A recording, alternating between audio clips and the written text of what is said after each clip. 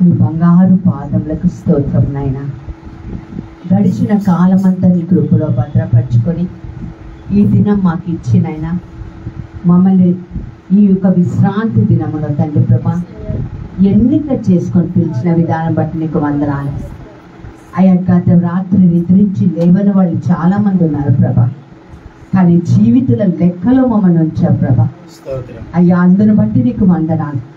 నీ ప్రాణవాయువును మా ముక్కురంధ్రంలో ఊది అయ్యా మమ్మల్ని జీవింపజేసావు నాయన, నీకు వందనాలు. ఈ ఆరాధన సమయంలో, వాక్యపరచని సమయంలో, ప్రతి ఒక్క సాంగ్యాలలో ప్రభను మాకు తోడుగా ఉండమని అడుగుతున్నాం. నీవే మా అధికారివై, నాయకుడివై, మా దేవుడివై మమ్మల్ని నడిపించామని యేసు నామమున ప్రార్థించి వేడుకొంచున్నాము తండ్రి. రెండు చేతుల పైకి దేవుడి స్తుతిద్దాం. హల్లెలూయా హల్లెలూయా.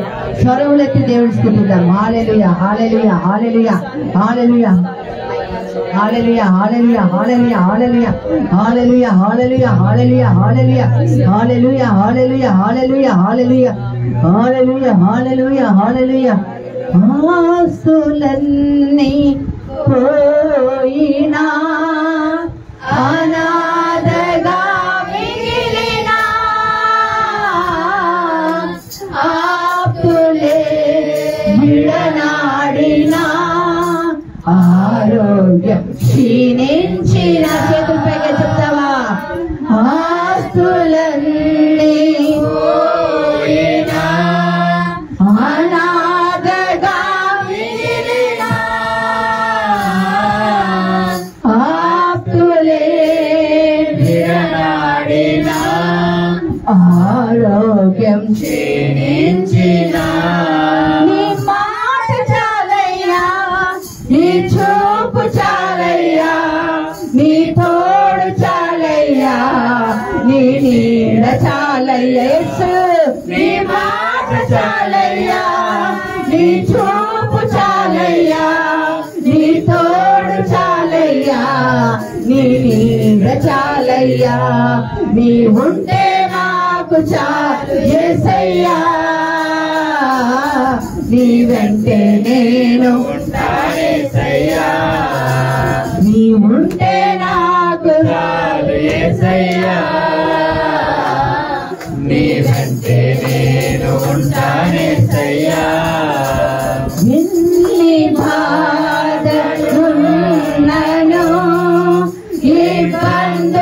ఇబ్బందులెదురైనను, ఎంత కష్టమొచ్చినా నిష్ఠూరమైనను, ఎన్ని బాధలున్నను,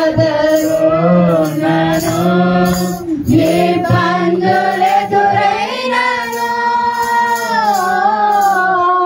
ఎంత కష్టమొచ్చినా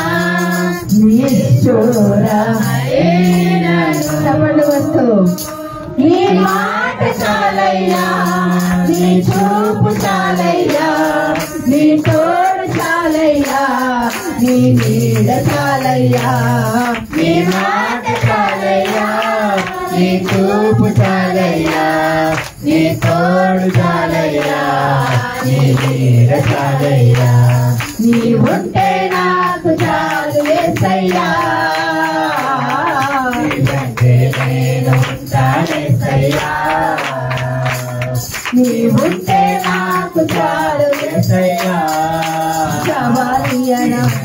నేను ఉంటానేసయ్యా. ఎన్ని బాధలున్నను, ఇబ్బందులెదురైనను, ఎంత కష్టమొచ్చినా నిష్ఠూరమైనను. ఎన్ని బాధలు, ఎన్ని బాధలున్నను,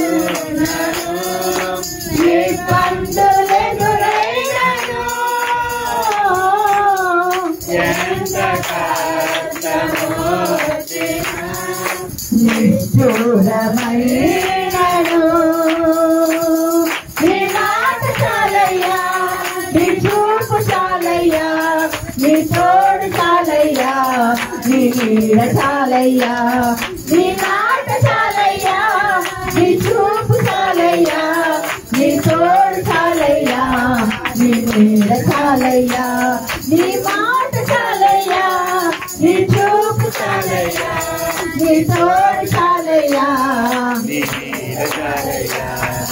నీవుంటే నాకు యేసయ్యా నీ వెంటే నేను ఉంటానేసయ్యా నువ్వుంటే నాకు యేసయ్యా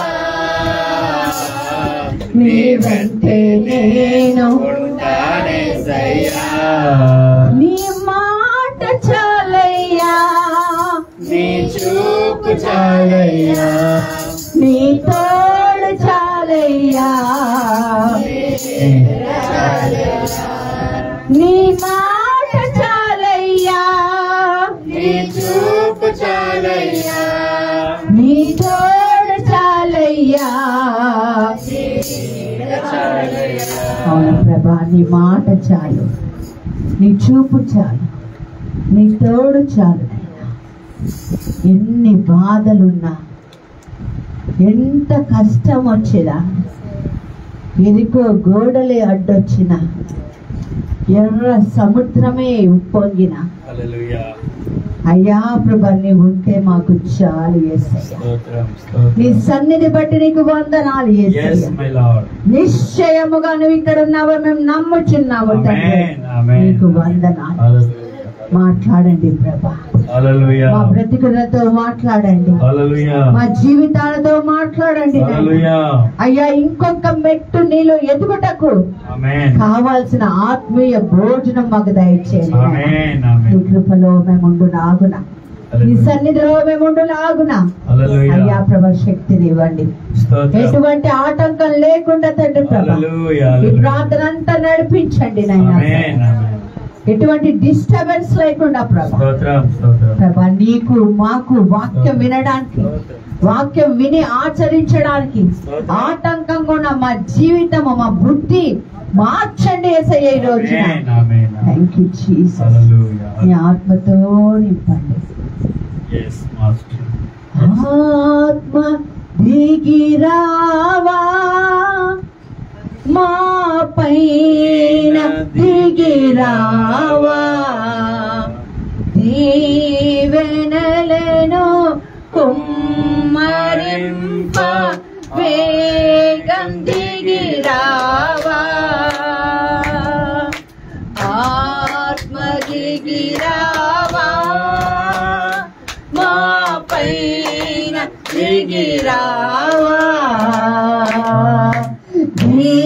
దీవెనలను కోమరింప వేగం దిగిరావా అవును ప్రభా మా పైన దీవెనలు కుమ్మరించడానికి నువ్వు వేగంగా దిగి రమ్మని యేసుక్రీస్తు నామమున ప్రార్థించి వేడుకొంచున్నాం తండ్రి ఆమేన్ ఆమేన్ ఆమేన్ ప్రైజ్ ది లార్డ్ హల్లెలూయా. దయచేసి గమనించండి లైవ్ లో ఉన్నాం ఎవరు కదలొద్దు అలాగే నిలబడి మరి యోహాను సువార్త 6వ అధ్యాయం మనం చదవడానికి ప్రయత్నం చేద్దాం యోహాను సువార్త 6వ అధ్యాయము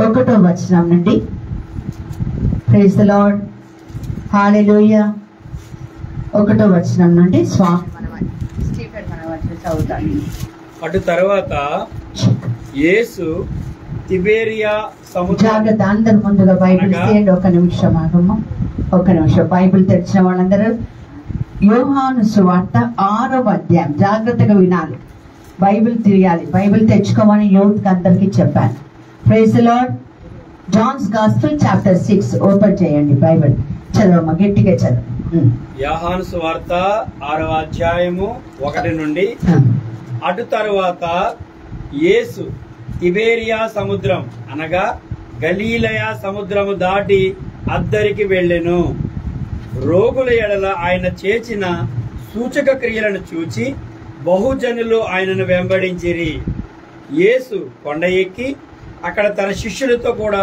కూర్చుండెను అప్పుడు పస్కా అను యూదుల పండుగ సమీపించెను కాబట్టి యేసు కన్నులెత్తి బహుజనులు తన యొద్దకు వచ్చుట చూచి వీరు భుజించుటకు ఎక్కడ నుండి రొట్టెలు కొని తెప్పింతుమని పిలుపుని అడిగాను గాని యేసు ఏమి చేయనయ్యుండెనో తానే ఎరిగియుండి అతన్ని పరీక్షించుటకు అలాగడిగాను అందుకు ఫిలిప్పు వారిలో కూడా ప్రతి వాడును కొంచెం కొంచెం పుచ్చుకుంటకైనను 200 దేనారముల రొట్టెలు చాలవని ఆయనతో చెప్పారు.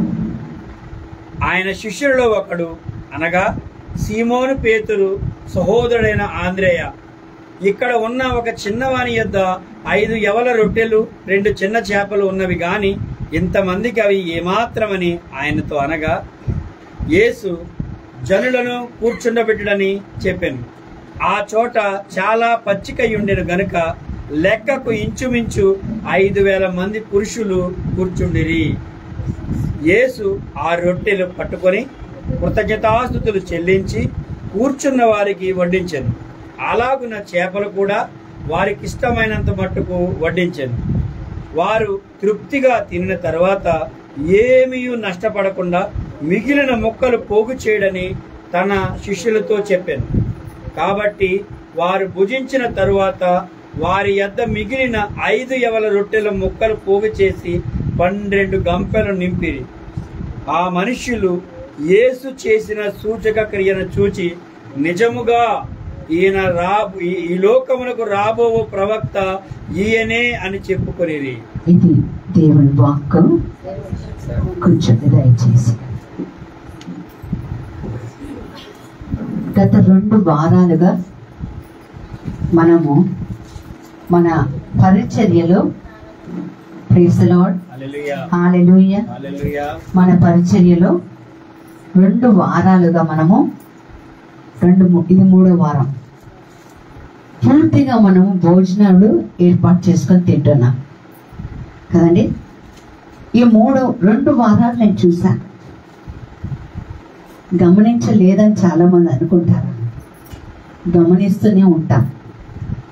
మీరందరూ వెళ్ళిపోయిన తర్వాత పారవేసిన విస్తరాకులు చూశాను.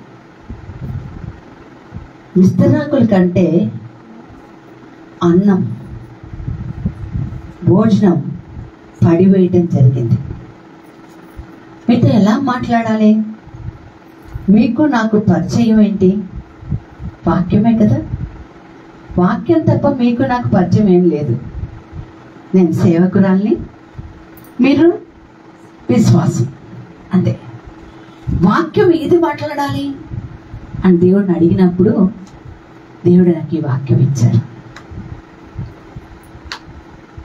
అక్కడ భోజనం లేదండి. యేసుప్రభు వారి దగ్గరికి అందరూ వెళ్ళిపోయారు.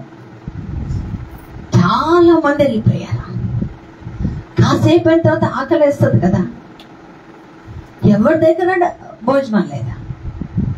ఫిలిప్ని అడిగితే ఏకంగా అన్నాడు, అయ్యా ఒక్కొక్కరికి కొంచెం కొంచెం వడ్డించినా సరే ఎంత డబ్బు కావాలి, ఇప్పుడు ఎక్కడి నుంచి తీసుకొస్తాం అన్నారు.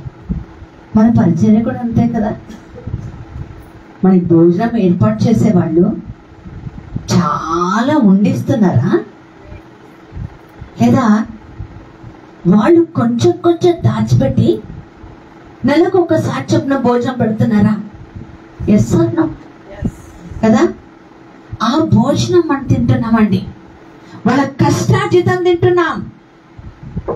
వాళ్ళు మన మీద ప్రేమతో చూపించింది మనం తింటున్నాం కదా. కొంచెం కొంచెం ఇవ్వండి, వేసిన చాలా డబ్బులు అవుతాయి కదా. అప్పుడు చిన్నవాడి దగ్గర, ఎవరి దగ్గర అండి? చిన్నవాడు అంటే ఏమి లేనివాడు అని అర్థం కదా. కొద్దిగా రొట్టెలు, కొద్దిగా చేప ముక్కలు ఉన్నాయి. యేసు ప్రభు వారిని దీవించాడు. ఈరోజు మీకు చెప్పదలుచుకుంది ఒక 2 నిమిషాలే చెప్తా అంతే. తర్వాత మన మధ్యలో సేవకుడు వాక్యం చెప్తాడు.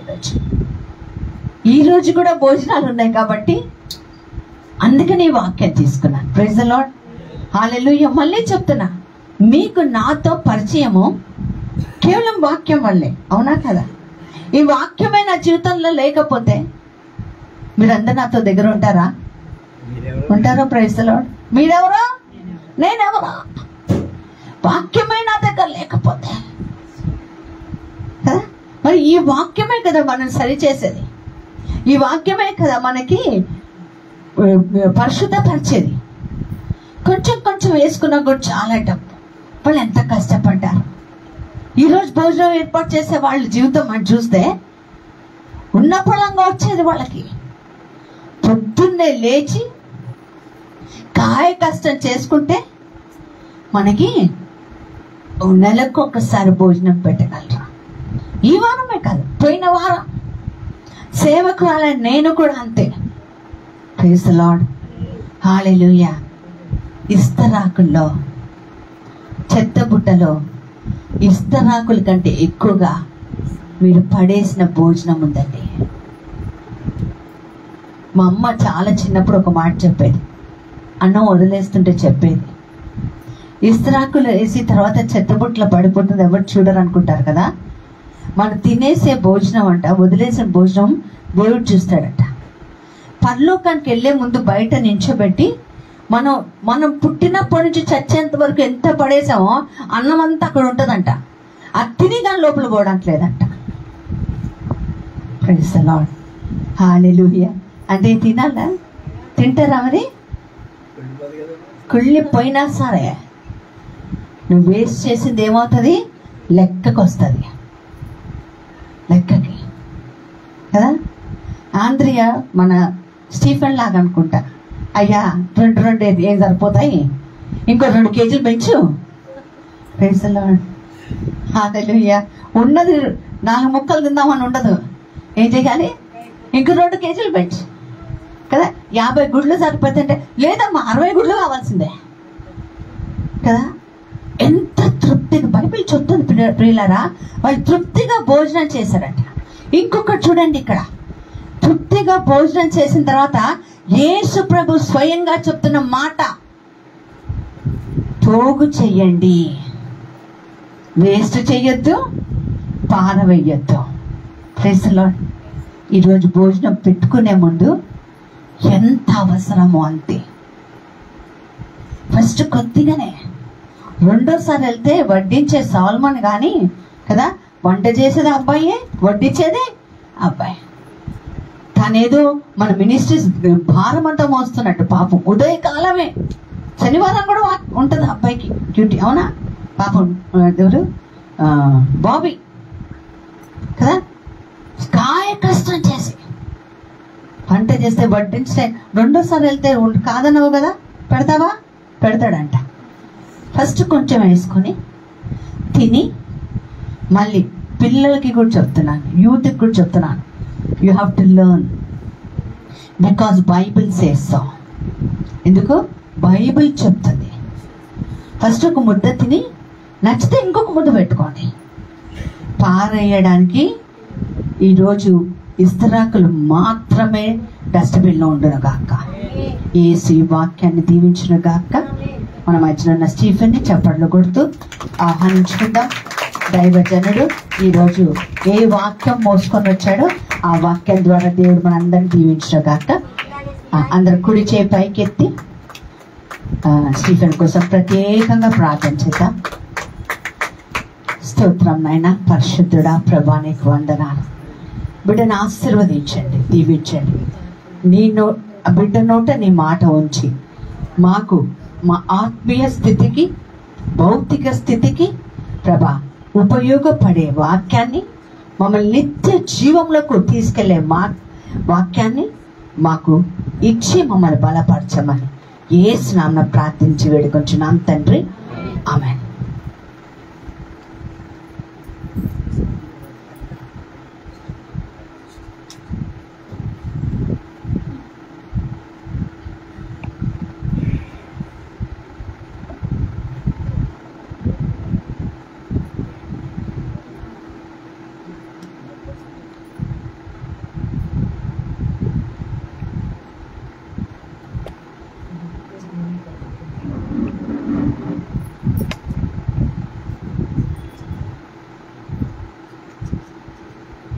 హల్లెలూయా, హల్లెలూయా, ప్రైజ్ ది లార్డ్.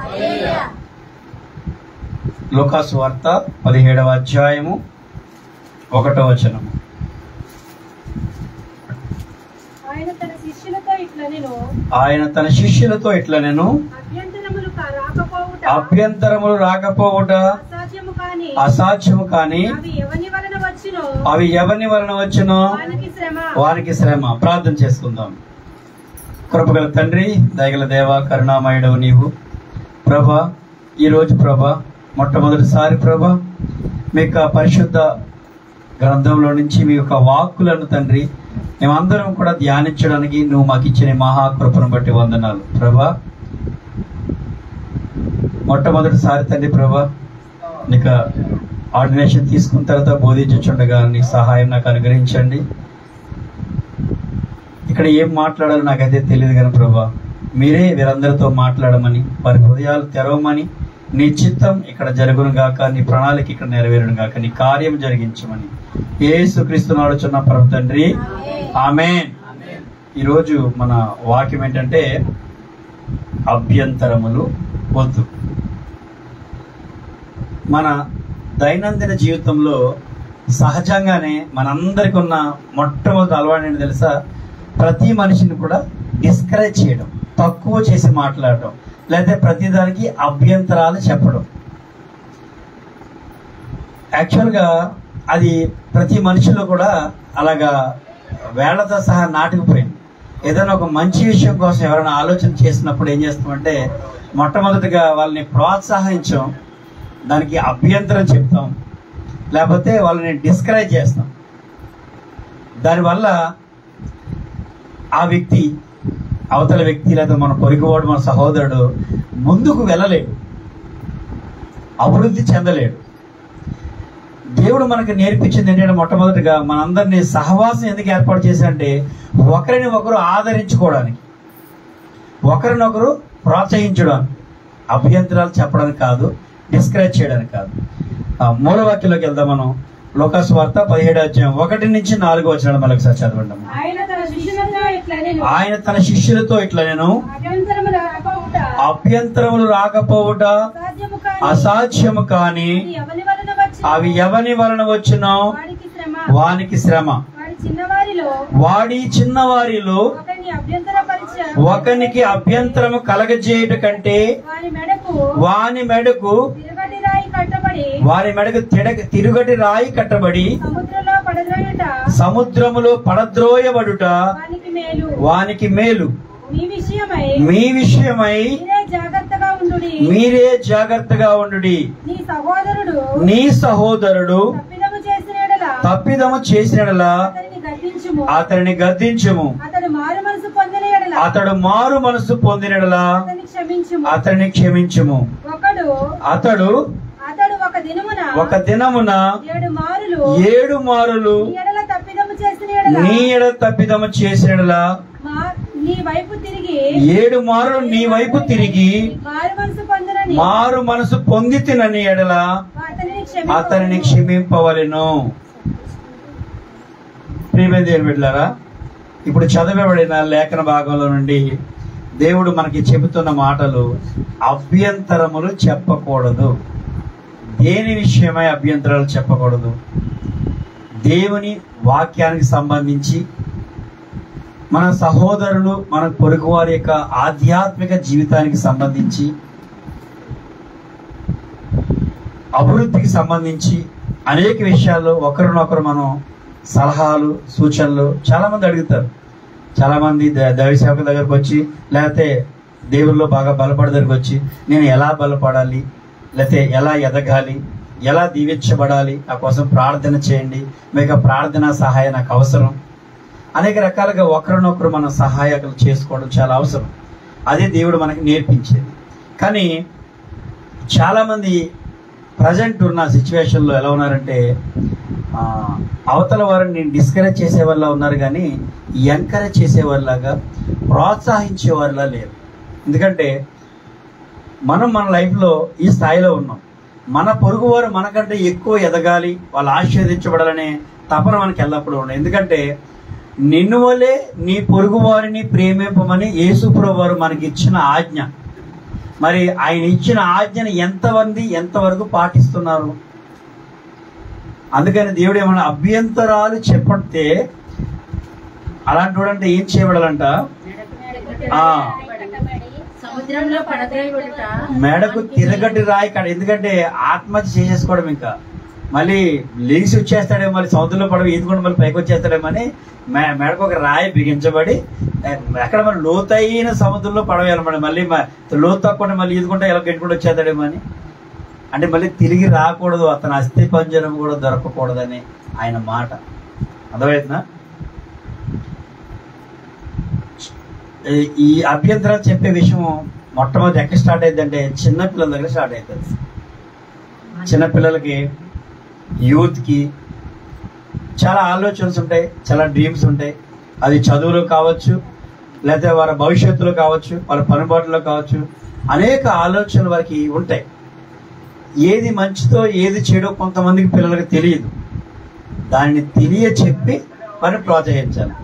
ఈ రోజుల్లో పిల్లలు ఎలా తయారైపోయారంటే, ముఖ్యంగా యూత్ వాళ్ళకి ఏదైతే అనిపిస్తుందో దాన్నే నమ్ముతారు.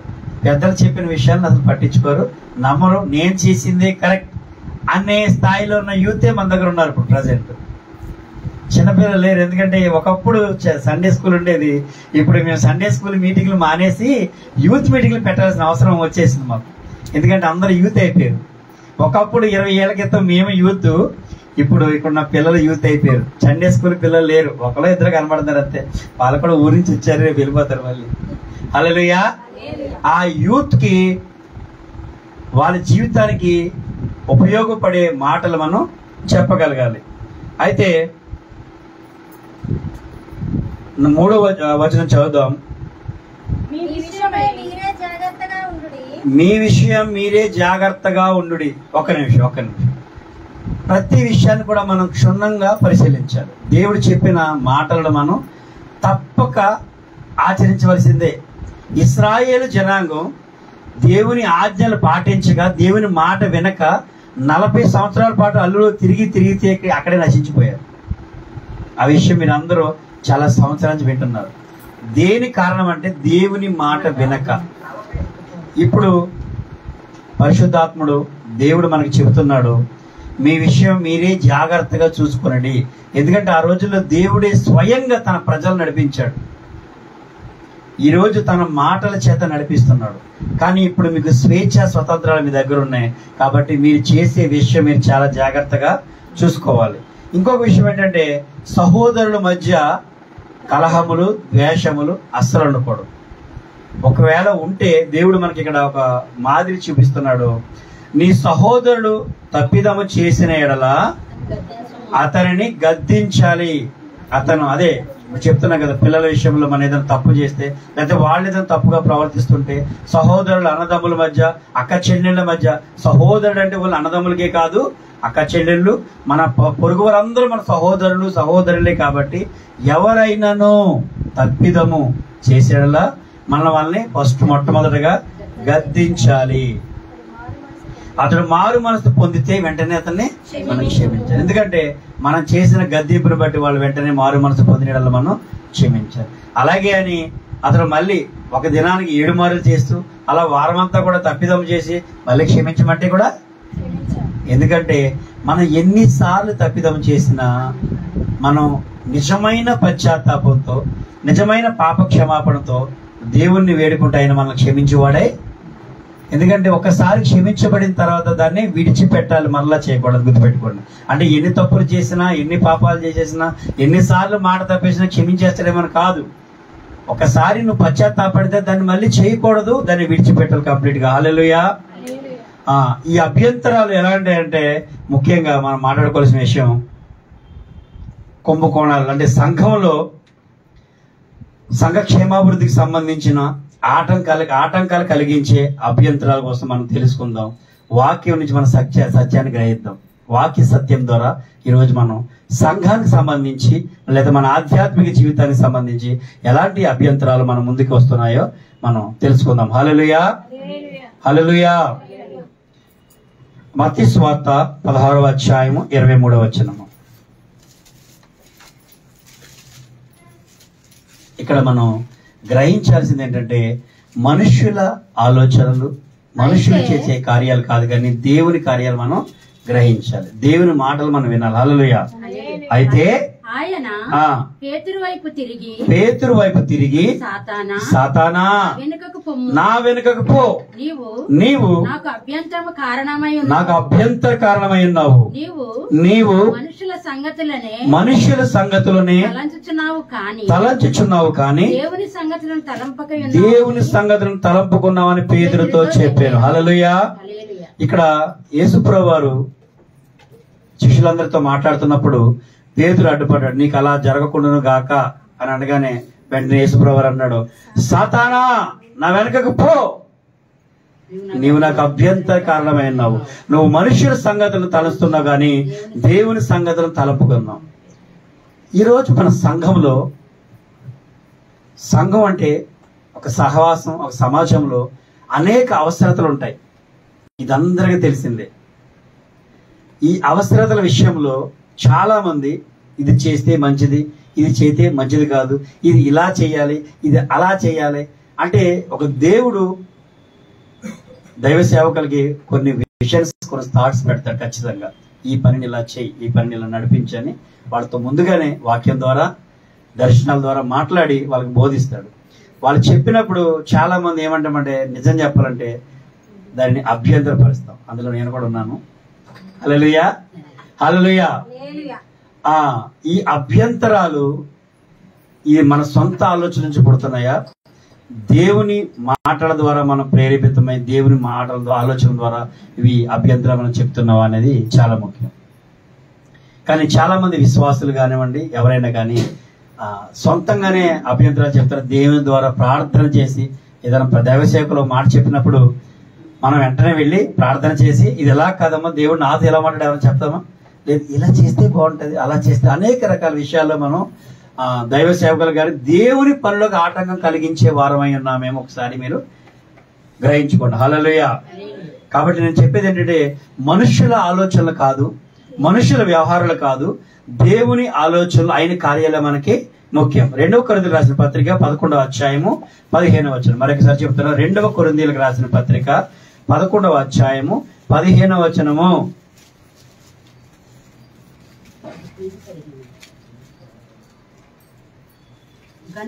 గనుక వాని పరిచారకులు నీతి పరిచారకుల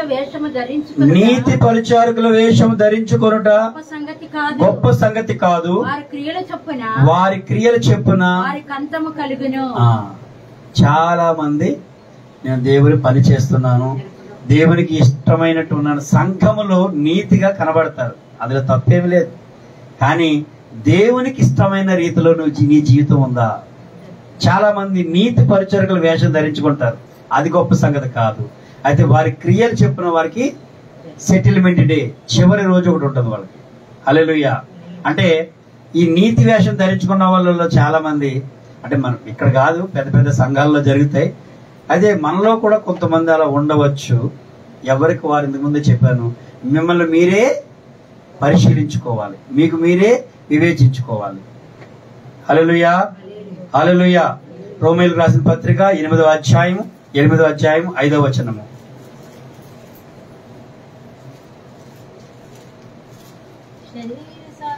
శరీరానుసారు శరీర విషయముల మీద కాదు, రోమీయులకు రాసిన పత్రిక 8వ అధ్యాయము 5వ వచనం. శరీరానుసారులు శరీర విషయముల మీద మనస్సునుంతురు, ఆత్మానుసారులు ఆత్మ విషయముల మీద మనస్సునుంతురు. శరీరానుసారమైన మనస్సు మరణము. చాలు ప్రియులారా. హల్లెలూయా.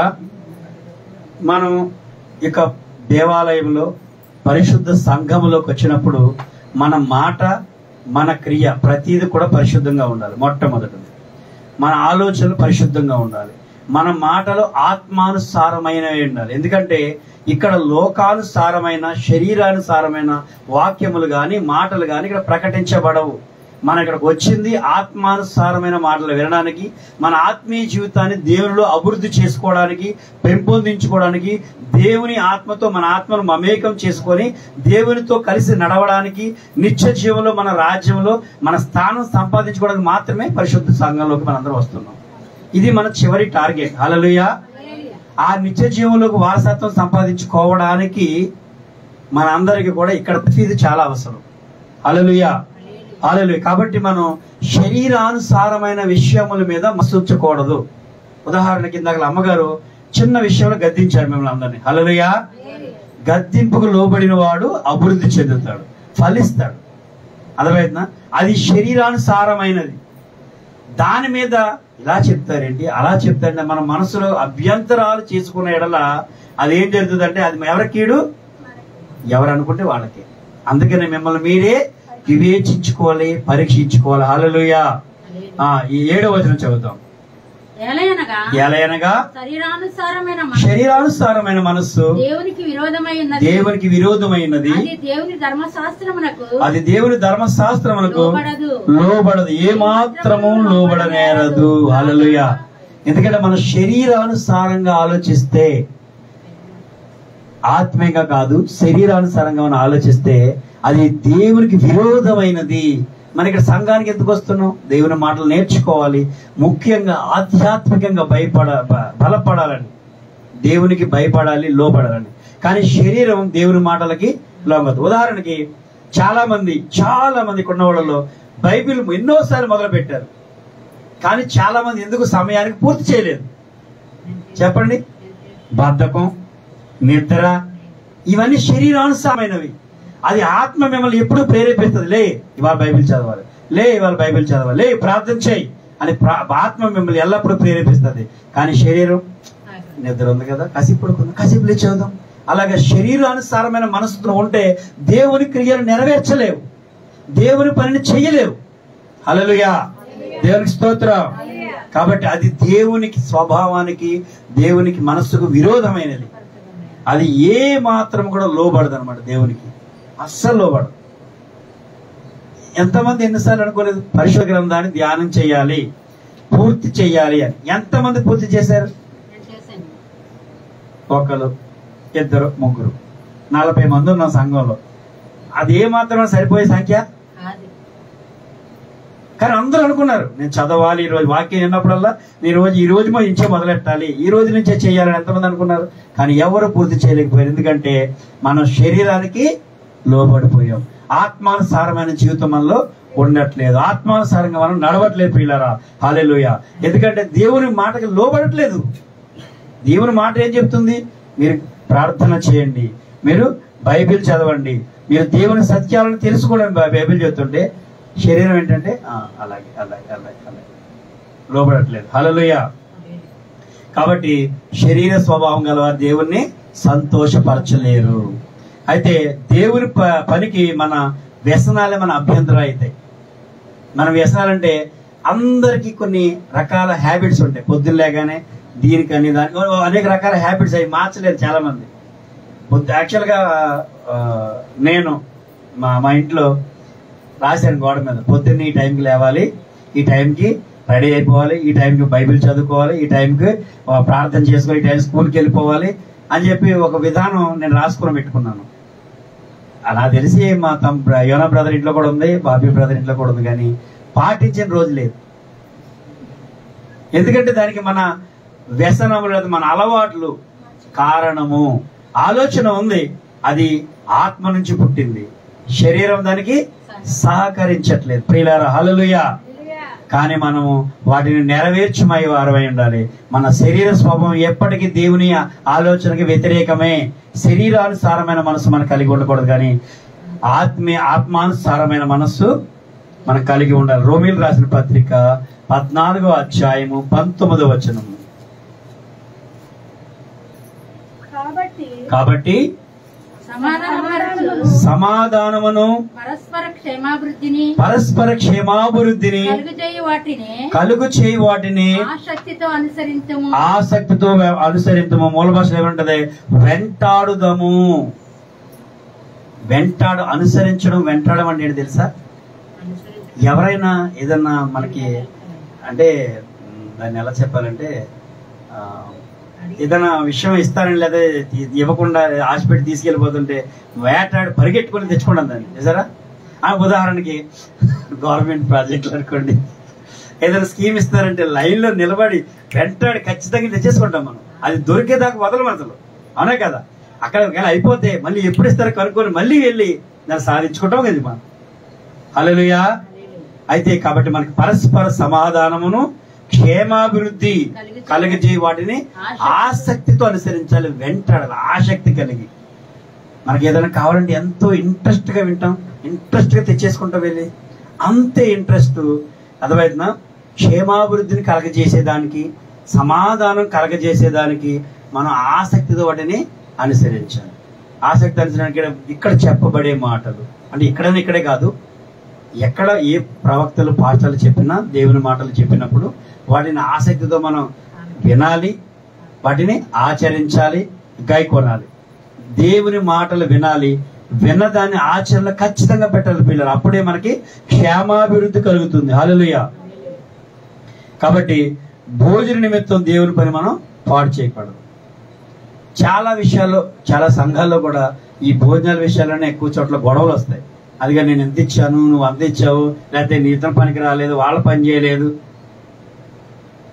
దేవుడు నీ మనసులో ఒక ఆలోచన పుట్టించినప్పుడు ఈరోజు సంఘంలోకి వెళ్ళి పని చేయాలి, వెంటనే వచ్చి పని చేయాలి తప్ప ఎదుటి వారి మీద అభ్యంతరాలు చెప్పకూడదు అనేది నా ఆలోచన. హల్లెలూయా. అదే పరిశుద్ధ గ్రంథం మనకి బోధిస్తుంది. నీకు దేవుడు పని అప్పు చెప్పాడు, నీలో ప్రేరేపణ కలిగింది, వచ్చి పని చేయి. అతను రాలేదు, ఇతను రాలేదు, వాళ్ళ కోసం వీళ్ళ కోసం ఎవరి కోసం కూడా చెడుగా మాట్లాడకూడదు, అభ్యంతరాలు చెప్పకూడదు. హల్లెలూయా. హల్లెలూయా. రోమిల్ రాసిన పత్రిక 14వ అధ్యాయం 21వ వచనమే నెక్స్ట్ వచనం. మాంసము తినుటకు గాని ద్రాక్షారసము త్రాగుటకు గాని నీ సహోదరుని కట్టడము, నీ సహోదరునికి ఖడ్డము కలుగజేయనది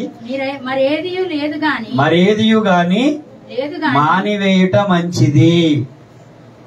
అర్థమవుతుందా? మన చెడు వ్యసనాలవి ద్రాక్షారసం తాగడం, అర్థమవుతుందా? కొంతమందికి ఇష్టం లేని పనులు మనం చేయడం, అది తినుడు విషయమైనను త్రాగుట విషయమైనను నీ సహోదరునికి అంటే నీ పొరుగువానికి అది అభ్యంతర కారణమైన ఎడల దానిని మానివేయుట మంచిది.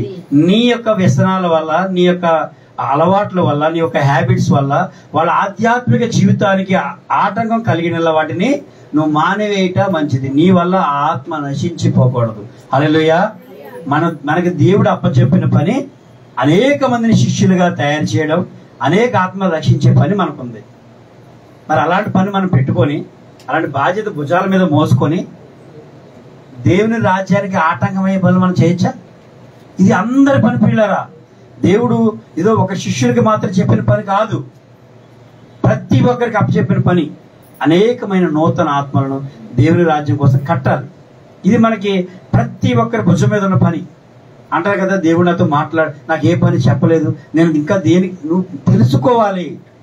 నిన్ను దేవుడు దేనికి సృష్టించాడు, నీకు అప్పచెప్పబడిన పని ఏంటని నువ్వు తెలుసుకోవాలి, దానికోసం వెంటాడాలి, ఆ పనిలో నువ్వు ఉండాలి. ఖచ్చితంగా నువ్వు ఏ స్థితిలో ఉన్నా, నువ్వు ఏ స్థితిలో పిలువబడ్డావు ఆ స్థితిలో నుండే నువ్వు పని చేయాలి. హల్లెలూయా. దేవునికి స్తోత్రం. రెండు చేతులు చెప్దాం, హల్లెలూయా, హల్లెలూయా. కాబట్టి మన వ్యసనాల వల్ల, మన హ్యాబిట్ల వల్ల మన సహోదరులకు ఆటంకం కలగజేసే పని ఏదైనా ఉంటే వెంటనే మనం వాటిని మానుకోవాలి.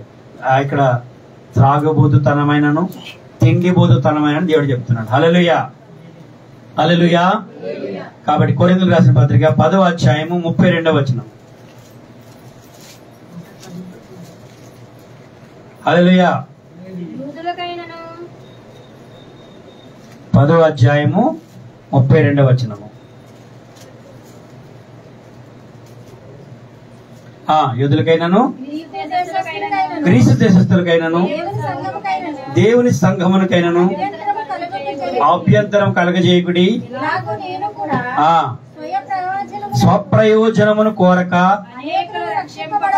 అనేకులు రక్షింపబడవలనని వారి ప్రయోజనమును కోరుచు అన్ని విషయములలో అందరినీ సంతోష పెట్టుచున్నాను. ఈ రకంగా మనం ఉన్నామా? ఇలా ఉండాలి. హల్లెలూయా, హల్లెలూయా. యూదులకైనా గ్రీసు దేశస్తులకైనా అంటే ఆ రోజు ఆనాడు ఇశ్రాయేల్ దేశంలో యూదులు మెయిన్, అలాగే ఇతర నుంచి వచ్చిన గ్రీసు దేశస్తులు పక్క దేశాల వాళ్ళు కూడా ఆ ప్రాంతంలో ఉండేవారు. కాబట్టి ఎవరికైనాను, కాబట్టి లాస్ట్ గా దేవుని సంఘమునకైనాను అభ్యంతరములు కలగజేయకుడి. కాబట్టి నేను కూడా మన స్వప్రయోజనమును కోరక, ఇక్కడ ఏం చేయాలన్నమాట, మన స్వంత ప్రయోజనములు, మన సొంత ఆలోచనలు, మన సొంత భావాలు, మన భావ వ్యక్తీకరణలు కాకుండా అనేకులు రక్షింపబడాలని వారి ప్రయోజనమును కోరుచు అన్ని విషయాలు అందరినీ సంతోషపెట్టాలి. ఇలా మనం ఉండాలి. అందరినీ సంతోషపెట్టడానికి దేవుని కార్యములు, ఆయన ఆలోచనలు నెరవేరాలి. కాబట్టి ఆయన కోసం మనం పనిచేసేవాళ్ళం. మన స్వప్రయోజనం కోసం సంఘంలో ఎప్పుడు కూడా మనం మన సొంత ఆలోచన సంఘంలో చెప్పించకూడదు. అభ్యంతరాలు చేయడం వల్ల సంఘం యొక్క కార్యక్రమాల పని ఆగిపోతుంది, దేవుని పని ఆగిపోతుంది. హల్లెలూయా, హల్లెలూయా. కాబట్టి మన స్వప్రయోజనం కోరుకోకూడదు. ఇప్పుడు కూడా దేవుని పనికి అన్ని విషయాలు, ఇక్కడైనా కాదు ఎక్కడైనా కానీ ఎప్పుడైనా కానీ దేవుని పనికి ఆటంకాలు, అభ్యంతరాలు చెప్పకూడదు. హల్లెలూయా, హల్లెలూయా. కాబట్టి లోబడడానికి మనల్ని మనమే దేవునికి దాసులుగా అప్పగించుకోవాలి. హల్లెలూయా. కాబట్టి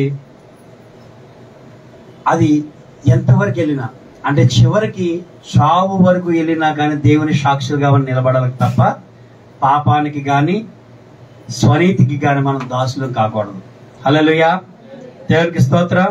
కాబట్టి పిల్లలు మీరందరూ ఒకసారి వివేచించుకోండి. సమయం అవుతుంది, మనం బలను సమీపిద్దాం. మీరందరూ కూడా ఎవరైతే బలను సమీపించాలనుకుంటున్నారో, పరిశుద్ధ బలలో చేయవేయాలనుకుంటున్నారో అందరూ కూడా మీరు ప్రార్థనలో గడపాలి. దేవుడి వాక్యాన్ని మనందరి వినికిడిలో దీవించును గాక. అందరు కూడా కళ్ళు మూసుకొని ఈరోజు వాక్యం విన్నాం. మన జీవితం ద్వారా ఎవరికి కూడా ఒక అడ్డుగోడగా మనం ఉండొద్దు. ఏ రూపంలో అయినా సరే భార్య భర్త ఎదుగుదలకి అడ్డంగా ఉండొద్దు. పిల్లలు తల్లిదండ్రులని అభ్యంతరపరచవద్దు.